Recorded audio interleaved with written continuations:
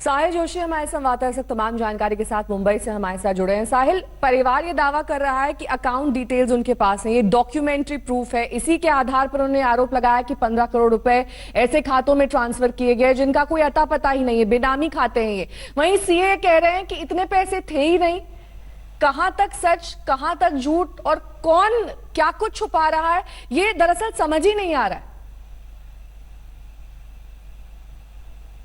बिल्कुल, आप बिल्कुल सही कह रही है, क्योंकि देखिए उनके चार्टर्ड अकाउंट, हम तो सिर्फ ये कह सकते हैं कि भाई ये जो उनका फाइनेंशियल अकाउंट्स देखते थे, उनके आर्थिक व्यवहार पूरा देखते थे, वो चार्टर्ड अकाउंट ने जो मुंबई पुलिस को कहा है और जो उसके बाद उन्होंने आज तक से बात की है, उसमें उनका जो कहना है वो हम दर्शकों के सामने रख रहे हैं। हम अपनी तरफ से कुछ उस पर बयान नहीं देना चाहते, लेकिन जो उनके चार्टर्ड अकाउंटेंट कह रहे हैं वो ये कह रहे हैं कि पिछले साल भर से सुशांत सिंह राजपूत की आमदनी कम हो रही थी धीरे धीरे।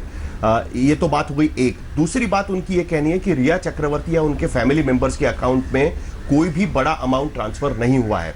उसके साथ उन्होंने कुछ बड़े ट्रांजैक्शन की डिटेल्स जो उन्होंने इससे बात की, दिव्य सिंह से बात की, तब उसमें उन्होंने कुछ बड़े ट्रांजैक्शन की डिटेल्स दिए हैं। उसमें से ज्यादातर ट्रांजैक्शंस या तो वो जीएसटी पे कर रहे थे, या तो एक बहुत बड़ा ट्रांजैक्शन उनका जब उन्होंने केरल से लेकर असम तक का सफर किया था रिया के साथ में, उस पर उनका जो खर्चा है उसका जिक्र उन्होंने किया हुआ है। लेकिन बाकी और फॉरेन टूर पर जो खर्चा किया था उसके बारे में है, लेकिन कोई बड़ा अमाउंट ट्रांसफर होने की बात वो नहीं कह रहे हैं। उसके साथ साथ वो ये भी कह रहे हैं कि जो दावा परिवार कर रहा है उतना नेटवर्थ सुशांत सिंह राजपूत का नहीं था। ये चार्टर्ड अकाउंट का दावा है, हमारा दावा नहीं है, वो उनका कहना है। जाहिर सी बात है कि परिवार के पास कुछ और डिटेल हो सकते हैं जिसके आधार पर उन्होंने एफआईआर किया होगा, लेकिन चार्टर्ड अकाउंटेंट का ये कहना है कि पिछले साल भर से वो उनके अकाउंट्स देख रहे हैं, पिछले साल भर से वो सुशांत सिंह राजपूत के लिए काम कर रहे हैं। उनके फाइनेंशियल लेन देन पर वो फाइल कर रहे हैं, उनके आईटी रिटर्न्स वगैरह वो फाइल कर रहे हैं। तो ऐसे में जो उन्होंने देखा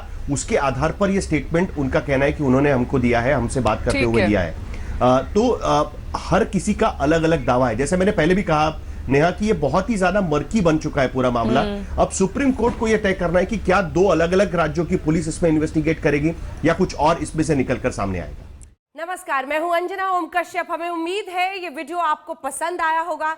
लेटेस्ट खबरों के लिए यूं ही देखते रहिए आज तक, और इस वीडियो के पसंद आने पर लाइक, शेयर एंड सब्सक्राइब करना ना भूलें।